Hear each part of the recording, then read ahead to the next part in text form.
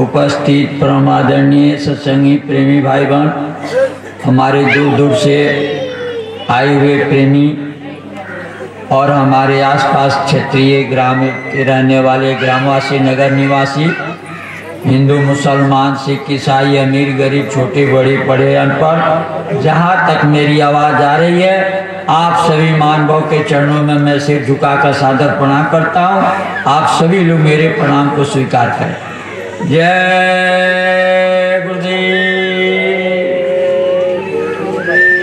देखिए प्रेमियों, हमारा आप सभी लोगों का परम सौभाग्य, हम आप सब लोग बड़भागी, बड़े भाग्यवान, खुश नसीब हैं, खुश किस्मत वाले हैं कि आज हम लोग मौसम का परवाह नहीं करते हुए अपने अपने घरों को छोड़ करके दूर से चल के आप सब आए, खुले चौड़े मैदान में आप रहे और दिल खोल करके श्रद्धा प्रेम लगन भाव भक्ति से मालिक के कार्यों में रहे। ये सच्चा काम और अपना काम ये है जिस काम के लिए हम आए।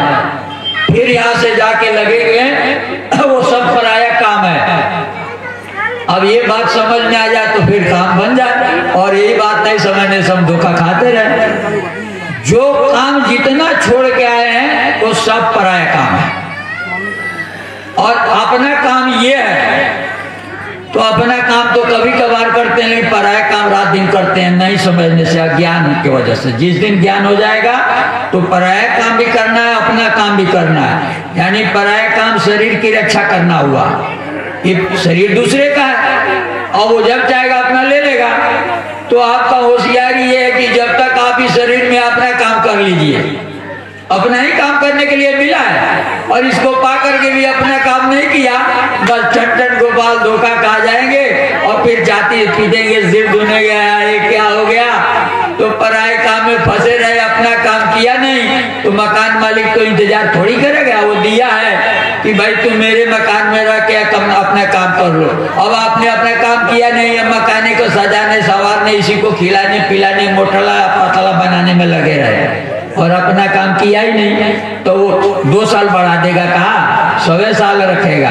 ये नहीं कि अब आप अपना काम नहीं किए तो अब वो 200 साल कर देगा, नहीं। वो भी 2 घंटा का भी गारंटी नहीं, कब ले लेगा और कब अपना मांग लेगा।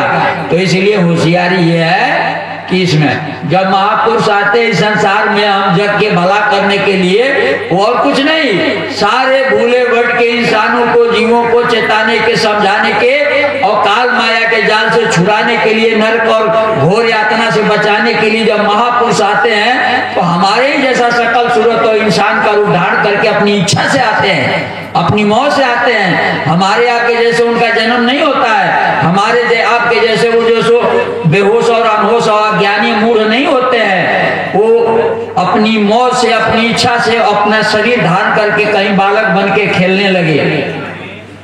अब कोई समझा कि भाई ये कोई फेंक गया होगा।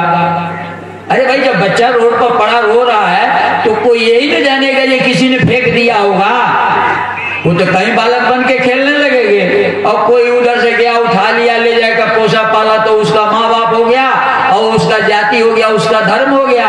अब लोग कहे फलाने का लड़का है, और उसी का भाई माँ बाप का जाति और धर्म हो गया। लेकिन वो जन्म में नहीं आते हैं, और न उनको मृत्यु छो सकता है, और न वो काल और माया का अधीन है। वो सर्व समर्थ, सर्व शक्तिमान होते हैं, और वो जो चाहे कर सकते हैं। लेकिन जान ही सो जो दे ही जनाई, जानत जानत उहे हो जाई। वही जानेगा जिसको वो अपना भेद बता देंगे, तब कोई जानेगा उनको। अगर वो अपना भेद न बतावे तो उन्हें कोई नहीं जान सकता है। तो जब वो यहाँ आते मनुष्य शरीर में, हमारे आपके जैसे इस इंसानी शकल को अपने इच्छा और मौत से धारण करते जीव को चेताने के लिए, तो हमारे आप सबको आवाज लगाते, रुका मारते हैं, नारी बच्चों बच्चे सुनो सुनो सुनो, इधर आओ।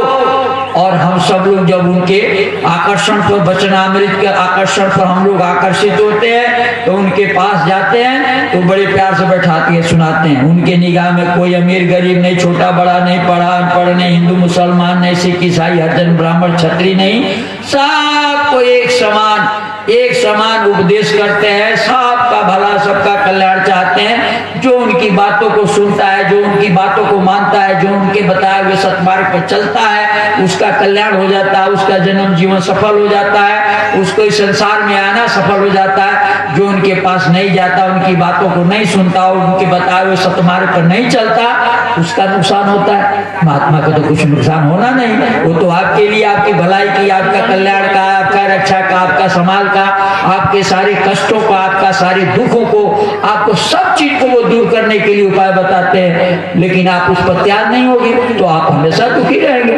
वो तो आपको सुखी देने के लिए आया है। तो मेन चीज है, कहते हैं भजन। भजन बहुत चलिए। अभी एक लड़का बताया ना मंतोष, लड़की के बारे में। भजन ऐसी चीज है, लोगों ने गया गुरु महाराज दया कर दीजिए, ये बीमारी है, वो बीमारी है, फलान बीमारी है, ठेकान बीमारी है। गुरु महाराज ने कहा भाई शाकाहारी रहो और भजन करो, सब बीमारी भाग जाएगा। सीधी बात। आप आते कहते मैं ये बीमारी है, डॉक्टर बाबा जी ने कहा डॉक्टर को दिखाओ और डॉक्टर से दवा लो ठीक हो जाएगा। सब दवाई कर लिया, एलोपैथिक, हेमोपैथिक, नेचरपैथिक और ये आयुर्वेदिक सब दवाई कर लिया, सब चेकिंग कर लिया, अल्ट्रासाउंड और ये सब एक्सरे फक्सरे सब करा लिया, सब दवा खा लिया, कुछ नहीं ठीक हो रहा। बाबा जी कहे भाई क्यों? डॉक्टर है क्या काम नहीं कर रहा, दिमाग ये बीमारी है, नहीं पता चल रहा है बीमारी है क्या। तो बाबा जी ने कहा भाई अभी इसका इलाज है, भजन करो, शाकाहारी हो जाओ और शाकाहारी भोजन करो और भोजन करो।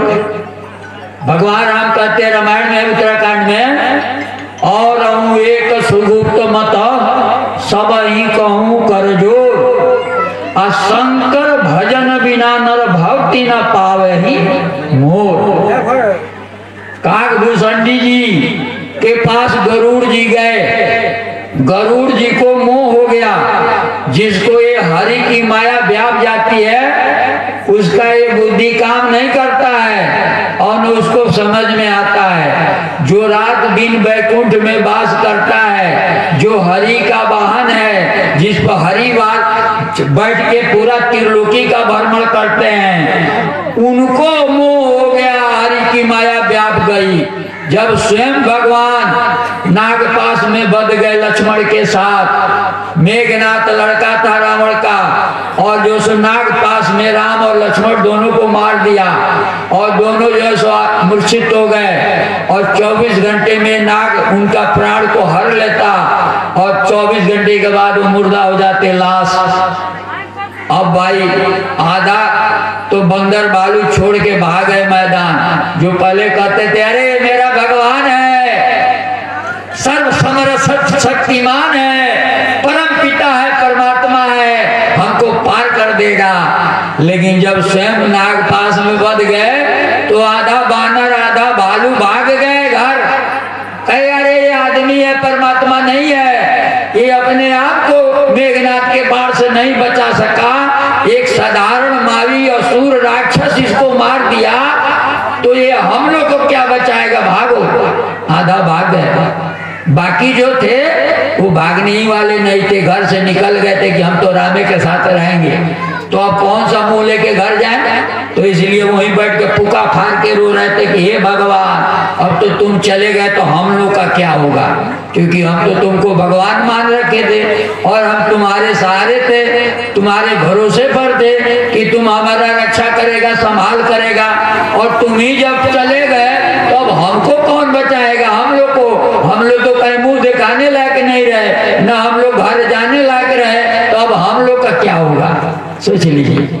लेकिन हनुमान जी थे उनका परम भक्त सेवक, तो सेवक तो स्वामी का सब हाल जानता है कि स्वामी ने तो ये लीला किया है, वो कहाँ जाने वाला है, वो कहाँ जाएगा, वो तो खेल है लीला। तो वो सीधे गए बैकुंठ में, और बैकुंठ में जाके गरुड़ जी से कहा कि चलो भाई अब तुम्हारी जरूरत है, क्योंकि भगवान ने ऐसा खेला रच दिया कि अब उसमें सारे भक्तों की जरूरत पड़ेगा कि भाई कौन क्या कर सकता है। अपना भक्ति का मिसाल पेश करो कि तुम अपने लिए, गुरु के लिए, संगत के लिए, समाज के लिए, देश के लिए, धर्म के लिए, संस्कृति के लिए, सभ्यता के लिए तुम्हारी क्या भूमिका होगा, तुम्हारा क्या रोल होगा, तुम कितना त्याग कर सकते हो, तुम कितना कुर्बानी दे सकते हो, तुम कितना सेवा कर सकते हो। अब मौका मिला है सबको करके दिखाओ। तब कहे गरुड़ जी अब चलो तुम्हारी जरूरत है। तब गरुड़ जी बैकुंठ से आए और देखे कि अरे राम लक्ष्मण तो बेहोश पड़े हैं, अगर हम इनको अभी नहीं काटेंगे तो सुबह तक दोनों मर जाएंगे। शंका समा गया। अरे भगवान नहीं हो सकता है, बताइए जो रात दिन साथ रहता है, सब शक्ति को जानता है, उसको भ्रम हो गया। तो जो दूर रहता है 12 साल 20 साल पर एक बार कभी गाया 1 घंटा, कभी देखा आधा घंटा, कुछ सुना, तो कैसे पहचान जाएगा ये बाबा जी क्या है और भगवान क्या है? 1 घंटे में भगवान को पहचान जाएंगे और भगवान को जान जाएंगे जो भगवान क्या है, कौन है, कैसे रहते हैं। तब जो है गरुड़ जी को शंका हो गया कि नहीं, लोग कहते हैं कि ये परमात्मा का अवतार है, दुष्टों को नाश करने आए, मामूली मेघनाथ के द्वारा ये मारे गए, इसके लिए हमें बैकुंठ से आना पड़ा, इनका जो सोनाग पास का बंधन काटना पड़ा, ये भगवान हो ही नहीं सकता है। अब उनको हरि की माया व्याप गई, जो रात दिन हरि के पास रहता है। तब वो गए ब्रह्मा जी के पास, कहे भगवान हमको शंका हो रहा है। कहे क्या शंका हो रहा है? कहे वो आदमी है, नर है कि नारायण है? कहे तुम्हें कैसा लगता है? कहे हमें तो शंका लग रहा है वो नारायण नहीं है। कहे भाई अब तुम्हें हरि का माया व्याप गई, अब इसका कोई इलाज नहीं है, ना कोई इसका दवाई है। कहे वो जाओ भगवान शिव के पास जाओ, हो सकता है तुम्हारी कुछ वो मदद कर देंगे। तो भगवान शिव के पास गए, ये प्रभु वो नर है कि नारायण है? कहे तुम्हें कैसा लगता है? कहे हमें शंका है। कहे तो तुम्हारा शंका अब दूर होने का एक ही जगह है। अब ब्रह्मा विष्णु शिव और सब शंकादि कोई नहीं सुना, तो आपका शंका को दूर कर सकता है। एक स्थान है, वहां जाओ, वहीं तुम्हारा सारे शंकाओं का समाधान होगा। कहे वो स्थान कहाँ है? कहे हिमालय के चोटी पर नीलगिरी पर्वत है, नील शिखर, वहां पर काकभूषणी संत रहते हैं। कुछ काल करहु सत्संगा, वहां तुम जाके उनके सत्संग वचन को सुनो, कुछ काल वहां उनके यहाँ जाके वास करो, निवास करो और उनके वचन को, वाणी को, सत्संग को सुनो, तब भी नहीं प्रयास हो ये भव भंगा। जो तुम्हें हरि की माया व्याप गई है उसका और कोई इलाज नहीं है। जब जाके सत्संग कर सुनोगे, संतों के जो मुंह से मुखार बिन से वाणी वचन निकलता, उस अमृत का जब पान करोगे तब तुम्हारे आत्मा को ज्ञान होगा, और जब आत्मज्ञान विवेक होगा तब तुम्हारा सारा शंका संशय भ्रम सब नसा जाएगा। गयारत गावे सेवक तेरा, संशय भरम ने चित को घेरा, निरसंशय चित शब्द समाई, और 10वें द्वार रहे ठहराई। अब स्वामी कृपा करो ऐसी, संशय जड़ से जाए विनाशी। तो कहे शंका ऐसी चीज है, बिना संतों के वचन के सुने शंका संदेह नहीं जा सकता, ज्ञान अंधकार नहीं मिटेगा, आत्मज्ञान और विवेक नहीं होगा। तब हो गए सारा प्रश्न किया, सैकड़ों प्रश्न किया, उसको सारा दिन व्याख्यान करे तो भी समाप्त नहीं होगा। लेकिन 7 प्रश्न मुख्य पूछा, 7 प्रश्न का उत्तर दिया, उसको भी हमें चर्चा करने का समय नहीं है। लेकिन आखिरी में सारे शंका का समाधान करते गए, सबका उत्तर मिलता गया, सबका प्रश्न पूछते गए। उसके बाद एक्स्ट्रा यानी सारे प्रश्नों के उत्तर देने के बाद आखिरी में गोस्वामी जी ने काकभूषणी जी ने गरुड़ को समझाया, लेकर के कहा, क्या कहा? हे गरुड़, तुमने जो जो सवाल पूछा हमने सबका उत्तर दे दिया, जो तुम्हारी शंकाएं था सारा शंका दूर कर दिया। तो कहा हाँ सरकार, आपने हमारे सारे प्रश्नों को उत्तर कर दे दिया और सारा संशय भ्रम को दूर कर दिया, मुझे संतुष्टि है। तब काकभूषणी जी ने कहा कि मैं स्पेशल तुमको एक बात बताता हूँ, सबका निचोड़ बताता हूँ। निज विचार मैं कहूँ खगेशा, बिन हरि भजन न जाहि कलेसा।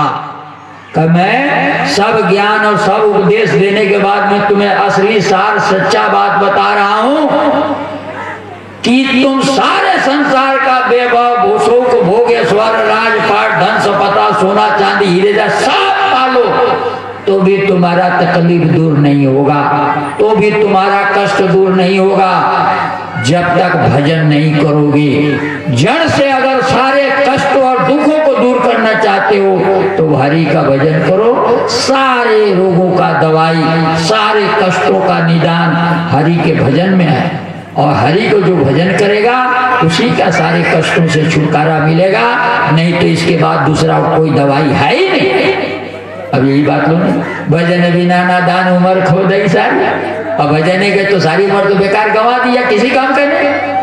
ये तो भजन करने के लिए ना, भजन छोड़ के बाकी भोजन 3 बार हो रहा है, सुबह होगा, दोपहर होगा, शाम का होगा। एक बेरा नहीं मिला तो लाठा लाठी, पीटा पीटी, मारा मारी, झगड़ा सब हो जाएगा। तो भोजन शरीर का इतना चिंता, लेकिन भजन का किसी को चिंता नहीं, जबकि सारे समस्याओं का समाधान भजन में है। तो जिस दिन भजन नहीं तो भोजन भी नहीं, तब ना भजन होगा। नहीं तो ठूस ठूस के यहाँ तक खा लिया, कहेंगे आज भजन है, 3 दिन के बाद करेंगे। जिस काम के लिए है वो 3 दिन के बाद करेंगे, आज जो अपना काम में नहीं आएगा उसको हुर हुर के 3 बार खिया रहे हैं। जो अपना काम में नहीं आएगा, आज है कल नहीं रहेगा, और जब तक है तभी तक अपना काम होगा। ये समय बर्बाद हो रहा। भगवान शिव क्या कहे, भगवान शिव क्या कहे, जिस भगवान को पूजते हैं, मानते हैं, कहते हैं भगवान है, और उनकी बातें को नहीं सुनते, उनकी बात को नहीं मानते, तो भगवान कैसे खुश होगा। कहे उमा कहूँ मैं अनुभव अपना, सत हरि भजन जगत सब सपना। कहे उमा मैं तुम्हें अपना अनुभव की बात बताता हूँ, किसी के द्वारा सुनी हुई सुनाई नहीं, किताब में पढ़ के नहीं, हमने स्वयं अनुभव किया है। हम स्वयं भगवान के ईश्वर का भजन करते हैं, और ईश्वर का भजन करके, प्रभु का भजन करके मैंने स्वयं उनसे शक्ति पाया है, और सारे कष्टों का निदान हुआ मुझे। मैं अपनी बातें तुम्हें बता रहा हूँ कि ये सारा संसार 2 आंखों से देख, सब असत्य है, सब झूठा है। अगर इस संसार में सत्य है तो प्रभु का भजन है। अब बताइए, भगवान भगवान शिव जी गणेश जी पूजते हैं, और शिव जी कहते हैं कि ये सब झूठ है, जो कुछ देख रहे हो सत्य है, हरि का भजन, तो हरि का भजन नहीं करेंगे। और कहेंगे हम भगवान को मानते हैं। अरे जब भगवान की बात नहीं मानते तो भगवान के मूर्ति बना के, गोड़ लागोगे, फोटो बना के, अगरबत्ती घुमा दोगे तो भगवान में खुश हो जाएंगे। वो फोटो को, जड़ को जो बोलेगा ना, खाएगा ना, पिएगा ना, देखेगा ना, सुनेगा। अरे आपने मान लिया कि फोटो में शंकर जी बैठे हैं और आरती उतार के हम शंकर जी के भगत हो गए अगरबत्ती दिखाने से? नहीं, भगत वो होता है जो अपने भगवान का आदेश का पालन करता है। हमें निज धर्म पर चलना बताती है रोज रामायण, गा देने से हो जाएगा। ये रामायण बताती है धर्म पर चलने का, दारू पी करके या गीत गाएंगे, मांस खा के भगवान का भक्ति करेंगे तो भगवान खुश होगा। सबसे पहला काम शाकाहारी सदाचारी, शाकाहारी सदाचारी होके किसी देवी देवता पत्थर माटी को पूजेंगे, उसका फल आपको मिलेगा। लेकिन मांस मछली खा के, दारू शराब पी के 1 लाख नहीं 1 करोड़ रुपया आप कहीं मंदिर में जाके दान देंगे, चढ़ाएंगे या माथा पटकेंगे, उसका 1 पैसा फल आपको नहीं मिलेगा। कोई लाभ नहीं होगा, ना लोक का, ना परलोक का, ना शरीर का, ना आत्मा का। इसलिए सबसे पहला काम है शाकाहारी। शाकाहारी रहेंगे, सदाचारी रहेंगे, और तब किसी भी देवी देवता को आप पूजा करेंगे, पाठ करेंगे, तीज करेंगे, त्योहार करेंगे, व्रत करेंगे, नियम करेंगे, आचार करेंगे, उसका फल आपको मिलेगा। लेकिन मांस खाएंगे, मछली खाएंगे, अंडा खाएंगे, दारू पिएंगे, चोरी शराब पिएंगे, और भगवान भगवान माला लेके दिन भर जपेंगे, कुछ नहीं मिलेगा, और सीधे घोर नरक में जाना होगा। यही सच्चाई है। मान लेंगे तो आपका फायदा है, नहीं मानेंगे तो आपका नुकसान। महात्मा क्या करेंगे उनका? तब जब आते संसार में तो आवाज लगाते, सुनो सुनो सुनो, सब लोग आता है तो कहते हैं सुनो, हम आए उस देश से जहां तुम्हारो धाम, तुमको घर पहुंचाओ ना एक हमारो काम है। नर नारियों, हम उस देश से आए जिस देश के वासी तुम भी हो। ये देश है धाम तुम्हारा नहीं, ये प्रदेश है, और प्रदेश में आके फंसे हो। लेकिन हम तो तुम्हारे देश से आए हैं, और यहाँ प्रधानमंत्री, राष्ट्रपति, राज्यपाल, गवर्नर, सेठ, साहूकार, राजा महाराजा नहीं बनने आए। न कोई पुराना धर्म बिगाड़ने आए, न नया धर्म चलाने आए, न किसी को हम जिंदा करने आए, न किसी को मारने आए, मुर्दा करने आए, न किसी को भूत पिशाच देवी देवता भगाने आए। ये भूत भाव में फंसने फंसाने नहीं आए। इन सब चीजों से छुड़ा के तुमको जड़ से चेतन को अलग करके और हमेशा हमेशा के नरक 84 जीवन मृत्यु दुख सुख पाप पुण्य हमेशा हमेशा के लिए छुड़ा के जहाँ से तुम आए वहां तुमको ले जाके पहुंचा देना ही मेरा काम है। तो हम आए उस देश से जहाँ तुम्हारो धाम और तुमको घर पहुंचाना एक हमारो काम, ये काम करना। अब उसके लिए क्या करते हैं कि भाई हम कहे कि तुम चलो और तुम कहोगे कि हम नहीं जाएंगे, हम यहीं रहेंगे, तब क्या करेंगे महात्मा? वो तो आपको ले जाने के लिए आप उनको साथ चल लेना चाहिए, लेकिन आप करना ना हमें यहीं ठीक है यहीं रहेंगे। तो भाई यहीं रहो, जन्मो मरो नरक 84 में जाओ, कुकुर सियार बिलार होलार बनो और मरो और जियो नरक और 84 में जाओ। ये चक्कर से कितने युग कितने कलम बीत गया, कितना जन्म बीत गया, आते जाते जन्मते मरते और कितने युगों तक चलता रहेगा। 4 खां 84 जोनियों में भरमते रहो। महात्मा तो छुड़ाने के लिए है, आप कहोगे हम नहीं जाएंगे, तो आगे कहते भाई कम से कम जिज्ञासा तो रखो कि नहीं नहीं हमको भी चलना है, हम भी चलेंगे।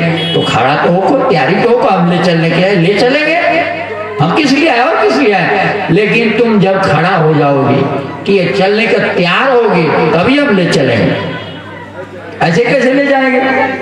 तो गुरु महाराज ने आगे कहा कि धाम अपने चलो भाई, पराये देश नहीं रहना। कहीं पराये देश यहाँ मत रहना, सोचने का सोचना भी मत यहाँ रहना है, क्योंकि जब चाहेगा चाटा मार के भगा देगा, नंगा करके सब ये उत्तरवाल देखना सुनना पहचान भाषा जाति धर्म हिंदी उर्दू सब रखवा के नंगा करके भेजेगा। तो इसलिए धाम अपने चलो भाई, पराये देश नहीं रहना, काम अपना करो जाई, पराये काम नहीं फंसना। अब तक तो पराये काम में फंसे थे, लेकिन अब आपको ये ज्ञान दे दिया गया कि भाई कुछ अब अपने लिए भी कर लो, अपने आत्मा के लिए कुछ धन जमा कर लो, अपने आत्मा के कल्याण के लिए कुछ कमाई कर लो। अब तक तो इसी शरीर जो आपका है दूसरा का है उसी के लिए फंसे थे, लेकिन अब आपको ये ज्ञान हुआ कि नहीं नहीं हम शरीर नहीं हम आत्मा है और अपने आत्मा के लिए हम कुछ धन जमा कर ले। तो आज आपने 5 दिन से मैदान में पड़े हैं, आप अपने आत्मा का धन जमा कर रहे हैं। तो ये आत्मा का धन सबके बस का नहीं है जो जमा कर ले। जिस पर वो प्रभु कृपा करेगा, जिसको मालिक स्वयं ये अवसर देगा, वही लोग इस चीज को प्राप्त कर सकते हैं। जिस पर उसकी कृपा नहीं है उनके पास समय नहीं है यहाँ आने का, वो आ भी नहीं सकते हैं, चाहेंगे भी तो नहीं पहुंच पाएंगे, क्योंकि किसी के चाहने से ये चीज नहीं मिलता है। जिस पर प्रभु कृपा करता है, हरि कृपा करता है, जिसको ये अवसर प्रदान करता है, वही आदमी आएगा और उसी को ये चीज प्राप्त होता है। जिस पर हरि की कृपा नहीं वो नहीं आएगा। तो गुरु माँ का बच्चा अब तुम अपना काम करो, अपना धन जमा करो, शरीर अच्छा के लिए भी करो। ये नहीं कहते हाथ गोड़ तोड़ के बैठ जाओ माला लेके दिन भर जय गुरुदेव जपो, नहीं। वो बताते हैं 24 घंटे का दिन रात है, 22 घंटा खेती दुकान दफ्तर में करो, मेहनत ईमानदारी सरकारी सदाचारी से 2 घंटा बचा के अपने आत्मा के धन जमा करने के लिए 1 घंटा सुबह 1 घंटा शाम को अपने घर गृहस्थी में जहाँ तुम्हें मौका मिलता है, खेत में दुकान में दफ्तर में 12 बजे दिन में सुबह या शाम को, वहीं जब मौका मिलता है बैठ गया आंख मूंद लिया और अंदर अंदर आत्मा के द्वारा जय गुरुदेव नाम प्रभु का, जय गुरुदेव नाम का प्रभु का, उठत बैठत सोवत नामू, कहे नानक तिनके भय सब कामू। उठते बैठते सोते जागते दुख में सुख में हर हाल हर अवस्था हर परिस्थिति में प्रभु का नाम लेने में कोई आपका परेशानी है, कोई मेहनत है, कोई परिश्रम है, बिल्कुल सरल शरीर से संसार का काम करते, शरीर अच्छा का आत्मा और मन से प्रभु का नाम का स्मरण करते रहिए, तो लोक और परलोक दोनों बन जाएगा।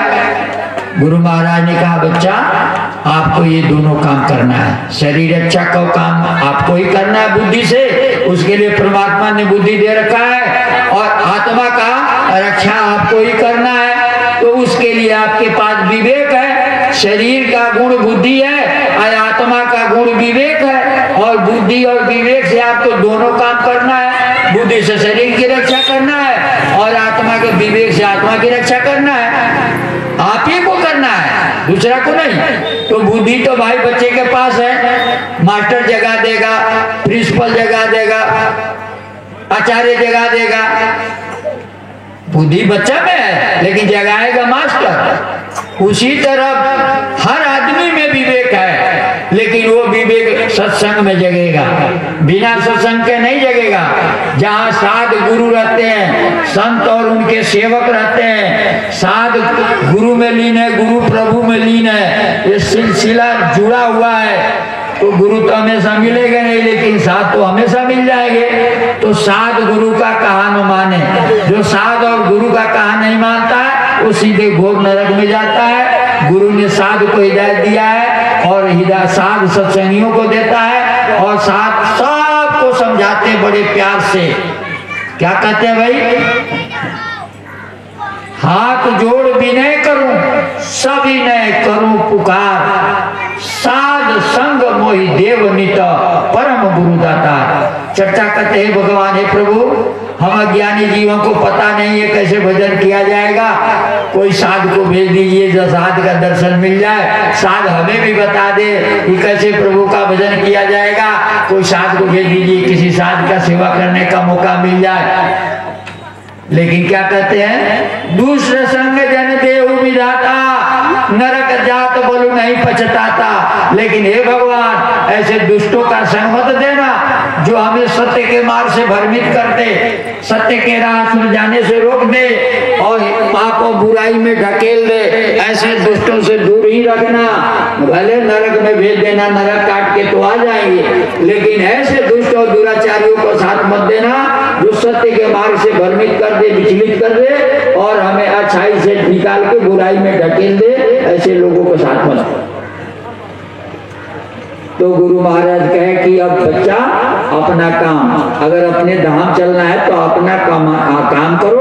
अपना काम है पहला सत्संग, दूसरा सेवा और तीसरा भजन। ये तीनों अपना काम है और इन्हीं तीनों से आपकी हमारी आत्मा का कल्याण होगा। और अपना समय निकाल के जब आपके कान में सूचना जाए कि कोई साध आया, कोई संत आया, कोई भक्त आया है, प्रभु का चर्चा कर रहे हैं, तब अपना समय निकाल के वहां जाइए, ये सत्संग वचनों को सुनिए, तब आपका आत्मा का कल्याण होगा। और जब वहां गए तो आप अपने शक्ति के अनुसार सेवा, संगत की सेवा बहुत बड़ी चीज है। छोटी छोटी सेवाएं, झाड़ू लगाना, पत्तल गिलास चलाना, पानी किसी को पिलाना, पूरी सब्जी चलाना, खिलाना, जो भी सेवा जब जैसा मिले उसमें अपना स्वयं हाथों से करना, तो आपका जीव सेवा का मेवा मिलता है।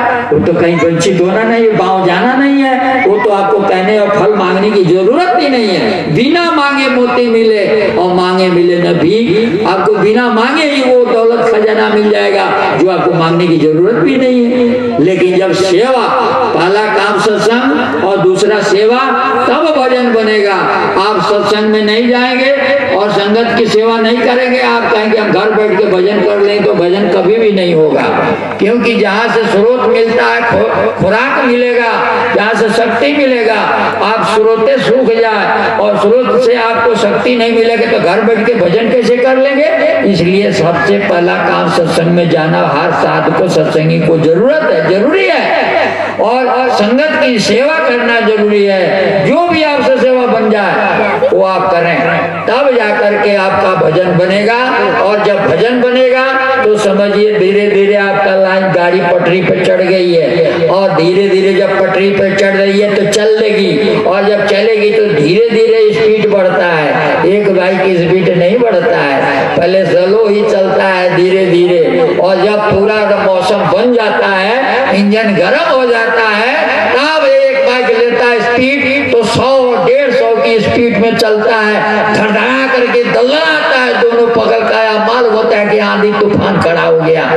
तो जल्दी मत करना, अभी तो शुरू में थोड़ा सीखने में, समझने में थोड़ी कठिनाई आएगा, थोड़ा उलझन सा लगेगा, थोड़ा समझने में दिक्कत होगा, लेकिन धीरे धीरे धीरे मना धीरे सब कुछ हो। माली सींचे 100 घड़ा ऋतु आए फल हो। धीरा काम रामान के, जल्दी काम शैतान के। कहे कि ये काम जल्दीबाजी का नहीं है, क्योंकि ये सबसे बड़ा, सबसे उत्तम, सबसे श्रेष्ठ, सबसे महान और सबसे सरल, सबसे आसान ये चीज है। इसमें थोड़ा धैर्य और विश्वास के साथ समय का इंतजारी करना। तो गुरु महाराज ने कहा कि कृष्ण भगवान और उद्धव जी आखेट करने चले गए जंगल में। एकांत पाके उद्धव जी ने बड़े प्यार से हाथ जोड़ के कहा, हे प्रभु आज अच्छा मौका मिला, हम आपसे कुछ प्रार्थना करना चाहते हैं। बोले देख बोलो उद्धव, कहो क्या बात है। कह प्रभु ये संसार का दुख हमसे देखा नहीं जा रहा। कह क्या हुआ है। कह कोई अंधा है, कोई लंगड़ा है, कोई लूला है, कोई कोड़ी है, कोई कंगाल है, कोई भिखमंगा है, सब दुखी है, दरिद्र है, परेशान है। आखिर ऐसा क्यों होता है। आपको तो बैकुंठ में परमानंद है, आनंद ही आनंद है। वहाँ कोई रोग बीमारी नहीं है, कोई तकलीफ नहीं है, कोई कष्ट नहीं है, और सारा बैकुंठ खाली पड़ा है। तो आप तो समर्थ हैं, आपके लिए तो कुछ भी असंभव नहीं है। काहे नहीं सारे संसार को लोगों को ले चल के बैकुंठ में बैठा देते हैं, सब लोग आनंद से वहां रहे। आप तो चाहे तो आप कर सकते हैं, तो आप ऐसा क्यों नहीं करते कि ये लोग सब दुखी परेशान हैं। कृष्ण भगवान बड़े जोर से हंसे, कहे कि उद्धव तुम्हारा विचार तो बहुत उत्तम है, बड़ा महान है, और तुम जो कह रहे हो वो बात बहुत अच्छी बात है, लेकिन मैं सोचता हूँ कि ये दुनिया के लोग चलने को तैयार नहीं है, तो बताओ मैं क्या कर सकता हूँ। इनको पूछो ये चलने को तैयार है तो मैं ले चलने को तैयार हूँ। मैं तो चाहता हूँ सारा संसार चल चले और चल के बैकुंठ में रह के आनंद ही आनंद को प्राप्त करे, इसमें मेरा क्या नुकसान है। लेकिन सबसे बड़ी बात है ये चलने को तैयार हो तब तो पूछो इनसे ये चलेंगे। अब वहां देखा भाई जंगल में तो कोई आदमी था नहीं जिसे जाके पूछे कि भाई तुम बैकुंठ में चलोगे। तब तक चारों तरफ देख रहे थे, ये जंगल के झाड़ी से एक जंगली सुअर निकला। तब उद्धव जी के चलो इस सुअर से ही पूछ लेते हैं कि बैकुंठ में चलेगी। क्या सुअर रुके रुके रुके रुके, सुअर रुक गई। क्या बात है भाई। कहा कि ये बताओ बैकुंठ में चलोगी। बोली हाँ क्यों नहीं चलूंगी। उद्धव जी बड़ा खुश हुए, कहे भाई अब कैसे भगवान देखते हैं, कहेंगे सुअर को नहीं ले चलेंगे। कहा कि सुअर तो चलने के तैयार है। और वो जा रहे थे भगवान के तरफ कि भगवान ये सुअर चलने के तैयार है, इसको ले चलिए बैकुंठ में। तब तक सुअर बोलिए अरे उद्धव जी रुकिए रुकिए रुकिए रुकिए। हाँ क्या बात है। कहा एक बात बताइए। कहा आप पूछो क्या बात है। कहा ये बताइए कि बैकुंठ में पैखाना खाने को मिलेगा टट्टी। वहां कहा ये होता है जब मिलेगा। कहा तब बस तब तक यही ठीक है, हम वहां नहीं जाएंगे। समझ गए। आए उदय जी मुंह लटका के कृष्ण भगवान के पास। कहे हाँ कोई मिला बैकुंठ चलने वाला। कहा नहीं प्रभु कोई नहीं जाने वाला, सब यहीं रहेंगे। समझ गए। साहब यही टट्टी पे साहब मौले मूत्र खाएंगे पिएंगे, इसी में रहेंगे, वहां कोई जाने वाला नहीं। वहां तो वही जाएगा जिस पर आप कृपा करेंगे, जिस पर मुहर लगाएंगे। तो बिना हरि कृपा मिले नहीं संता। जब तक ये मुहर नहीं लगाएंगे तब तक वो सत्संग में नहीं जाएगा, और सत्संग में नहीं जाएगा तब तक विवेक नहीं होगा।